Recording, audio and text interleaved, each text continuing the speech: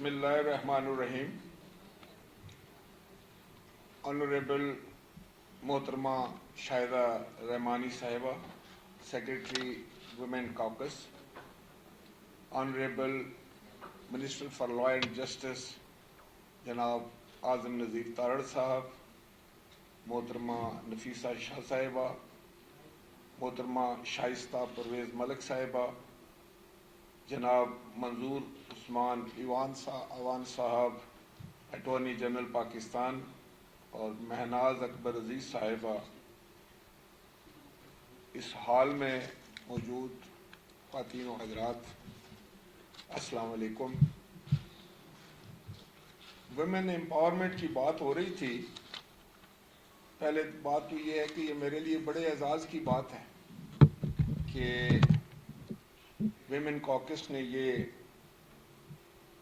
جو seminar 2 days کا کر رہے ہیں, 2 دن کا ان کا پروگرام ہے, اس میں شمولیت میرے لیے یقیناً باعث مسرت بھی ہے اور اعزاز بھی ہے. اور میں اسٹیج پہ بیٹھا یہ سوچ رہا تھا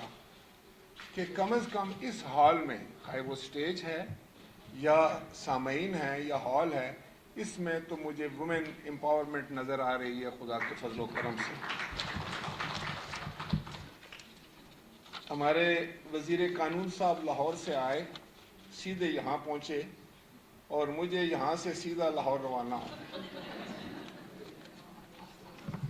لیکن جس طرح محترمہ شائستہ پرویز صاحبہ نے فرمایا کہ مجھ میں یہ ہمت نہیں تھی, وہ مجھے شمون صاحب کی طرف سے یہ کہا گیا کہ آپ نے وہاں ایک خاص ٹائم پر پہنچنا ہے تو آپ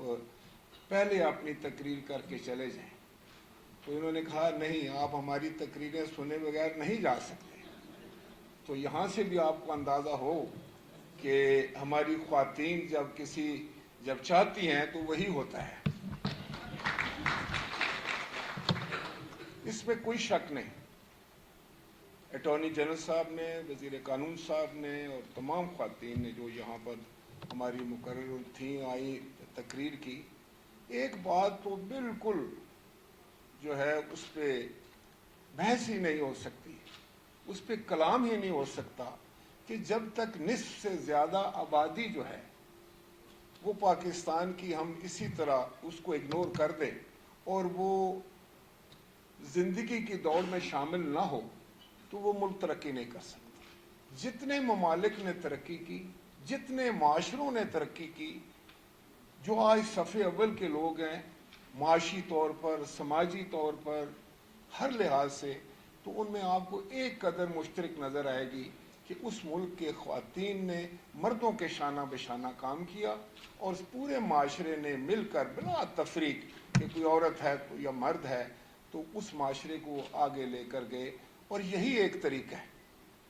اس کے علاوہ ہم جو کچھ بھی تعویلیں پیش کرتے رہیں اس سے کام نہیں چلے گا. بہت اچھی بات ہوئی کہ قانون سازی تو بہت ہو چکی, بلکہ میں سمجھتا ہوں کہ اوور لیجسلیشن ہے ہمارے ہاں. اتنے قوانین ہیں, وکلاء یہاں پر تشریف فرما ہیں, سارے بیٹھے ہیں, ملک کے مایہ ناز وکیل جو ہیں وہ اسٹیج پر تشریف فرما ہیں. اب ضرورت ہے امپلیمنٹیشن کی, اور میں یہ سمجھتا ہوں کہ جب تک ہم ان قوانین کی صحیح طور پر امپلیمنٹیشن نہیں کرتے, اسی جذبے سے نہیں کرتے جس جذبے سے وہ قوانین بنے ہیں, اس وقت تک مسئلہ حل نہیں ہو سکتا. ایک لمبا سفر طے ہوا ہے, اس میں کوئی شک نہیں. آج آپ جو وومن امپاورمنٹ دیکھ رہی ہیں, جب میں 50 سال پہلے کے خواتین کی بات کرتا ہوں تو ان میں بالکل نہیں تھی. آپ لوگوں نے اپنی تگ و دو سے, اپنے شعور سے, اپنی تعلیم سے معاشرہ ضرور آگے بڑھا ہے, لیکن جس رفتار سے ہمیں آگے بڑھنا ہے وہ شاید وہ رفتار ابھی تک ہم اپنا نہیں سکے. آپ پرانے 50 سال پہلے کی شاعری تو دیکھیں, وہ تو خواتین کو یہ کہتے تھے کہ چشم فلک بھی ان کو نہ دیکھ پائے, ان کو اس طریقے سے آپ محبوس کر کے رکھیں. وہ اکبر الآبادی نے کیا کہا تھا کہ وہ حسن کی شہزادیاں پردے کی ہیں آبادیاں, چشم فلک نے آج تک دیکھی نہیں ان کی جھلک. اب وہاں سے یہ سفر شروع ہوا کہ جہاں ہم نے ایک گھٹن کے ماحول میں ایک چھپا کے اپنی خواتین کو زمانے سے ان کو بالکل علیحدہ کر کے، معاشرے سے علیحدہ کر کے، اور ان کے لیے یہ سب سے بڑی خوبصورتی بنا دی کہ آپ کو کوئی نہ دیکھے، نہ آپ کسی کو دیکھیں، نہ آپ کسی مقابلے میں شامل ہوں، اور آپ میں گھر میں ہی اپنے آپ کو قید کر لیں۔ شکر ہے، اب میں سمجھتا ہوں کہ خواتین ہر جو ہے وہ اس ادارے میں آگے آئی ہیں، ہر اس فیلڈ میں دیکھتا ہوں، ہر میدان میں وہ ان کی صلاحیتیں ابھر کر سامنے آئی ہیں۔ بطور اسپیکر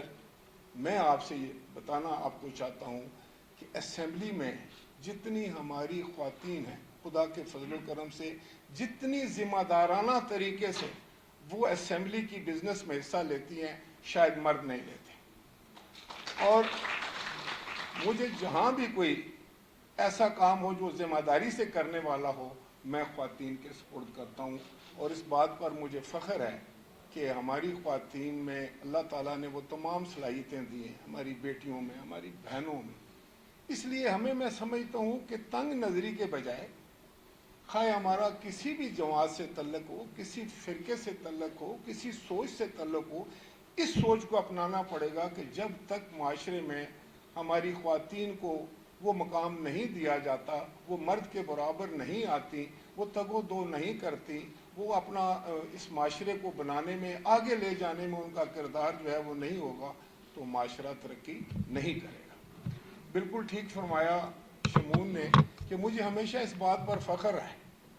کہ میری سیاسی تربیت ایک خاتون لیڈر نے کی ہے، ایک خاتون رہنما نے کی ہے،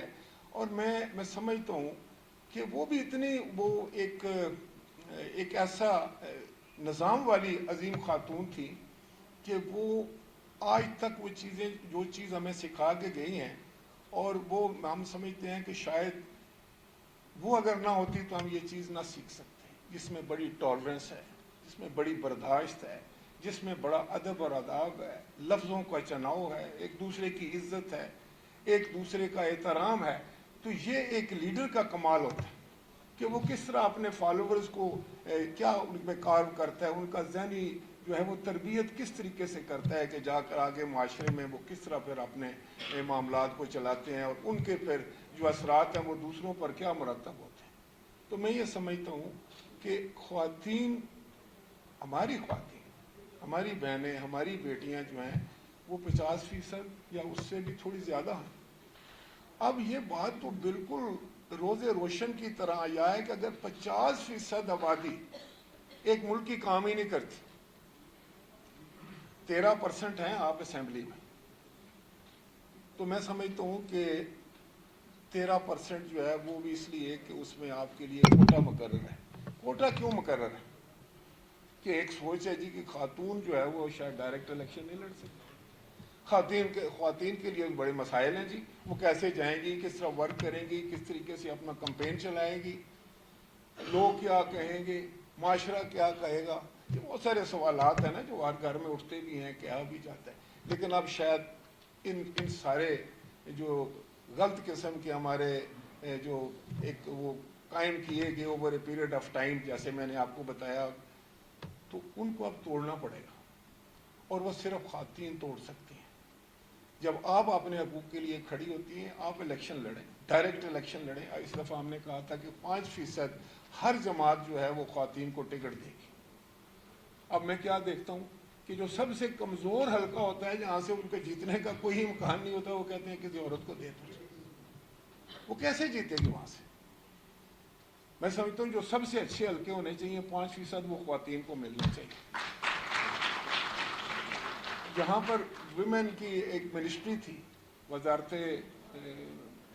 ویمن ڈیولپمنٹ منسٹری جو تھی، اس کو مرکز میں ختم کر دیا گیا۔ کہا گیا کہ یہ اب صوبے کو تفویض ہو گیا، سارے جو معاملات تھے 18th امینڈمنٹ کے بعد۔ بہت ساری ایسی منسٹری ہیں جو صوبوں میں بھی ہیں اور مرکز میں بھی ہیں۔ اس لیے میں آج بطور اسپیکر آپ کے ساتھ کھڑا ہو کر یہ مطالبہ کروں گا کہ ویمن منسٹری جو ہے وہ بھی پاکستان میں قائم ہے۔ جہاں تک اسپیکر کا تعلق ہے تو میں پھر اپنی اس کمٹمنٹ کو دہراؤں گا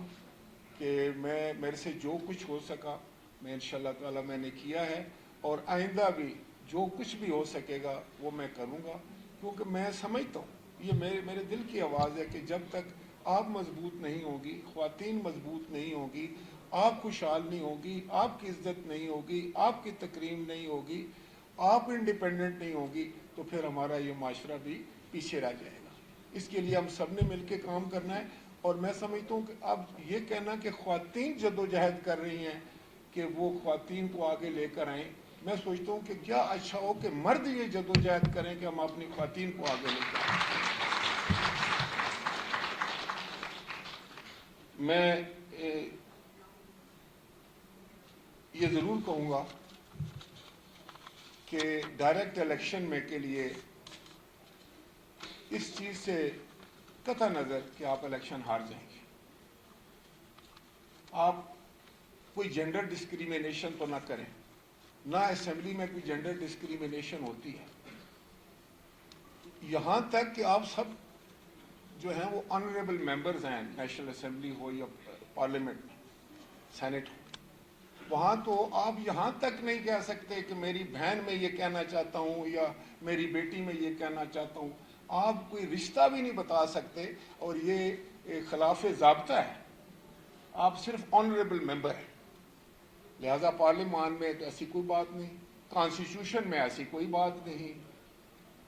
مہناز اکبر صاحبہ نے جو اس نے مجھ سے سوال کیا تھا کہ یہ میسکولن جینڈر کیوں استعمال ہوتا ہے، تو آگے جا کے آئین میں اس کی تشریح ہے کہ جہاں جہاں میسکولن جینڈر استعمال ہوگا اس میں فیمیل جینڈر بھی شامل ہے، تو اس کا مطلب یہ ہے کہ اس میں کوئی تفریق نہیں ہے۔ تو آئیے، یہ گولڈن جوبلی ہے، 50 سال ہم نے مکمل کیے خدا کے فضل و کرم سے، اور بہت ساری تقریبات ہوئیں، اور اس میں تمام لوگوں کو جو آرگنائزرز تھے جنہوں نے اس میں پارٹیسپیٹ کیا، جنہوں نے کسی طور پر بھی اس میں کوئی خدمات سر انجام دی، میں سب کو خراج تحسین پیش کرنا چاہتا ہوں کہ آئین پاکستان ہی وہ ڈاکومنٹ ہے، وہ مقدس کتاب ہے، میں سمجھتا ہوں، جس نے پاکستان کی اکائیوں کو جوڑا ہوا ہے۔ اس کی حفاظت کرنی ہے، اس کی صحیح تشریح کرنی ہے، اور کسی کو یہ حق نہیں ہے، وہ کوئی بھی ہو، کہ وہ اپنی مرضی سے اس کی تشریح کر کے تو اس کو اس میں کوئی جواز پیدا کرے، نہ ہمیں حق ہے۔ تو ہم نے اس کو اصل روح کے مطابق اس کی تشریح کرنی ہے، اس کو سمجھنا ہے، اور اس پہ پھر ہم نے چلنا ہے۔ تو یہ پاکستان کو اللہ تعالیٰ نے انشاءاللہ تعالیٰ قیامت تک قائم رکھنا ہے۔ معمولی راستے میں جو تکالیف آتی ہیں وہ قوموں کی زندگی میں آتی ہیں، کبھی معاشی تکلیفیں آتی ہیں، کبھی کوئی اور مسئلہ ہو جاتا ہے، تو آج تک اگر ہمارے پاس کوئی مسائل ہیں تو کوئی بات نہیں، جہاں چیلنجز ہیں وہاں اپرچونٹیز بھی ہیں، تو اس سے بالکل نہیں گھبرانا کہ یہ پاکستان جو ہے وہ دیوالیہ ہو جائے گا، پاکستان کی معیشت کدھر جا رہی ہے۔ اگر ہم سب یہ صرف کہتے ہی ہیں، ہم سب کو کچھ کرنا ہے، جو کچھ ہم کر سکیں، ہم نے اگر گھر میں ہے تو گھر میں بیٹھ کے کچھ ایسا کام کرنا ہے جس سے معیشت بہتر ہو سکے، اور لیٹ می ایشور یو، انشاءاللہ تعالی پاکستان اس گرداب سے نکلے گا،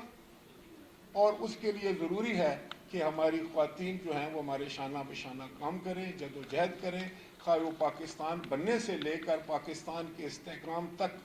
آپ اتنے ہی ضروری ہیں جتنا ایک مرد ضروری ہے۔ اللہ تعالیٰ آپ سب کا حامی و ناصر ہو۔ پاکستان پائندہ باد۔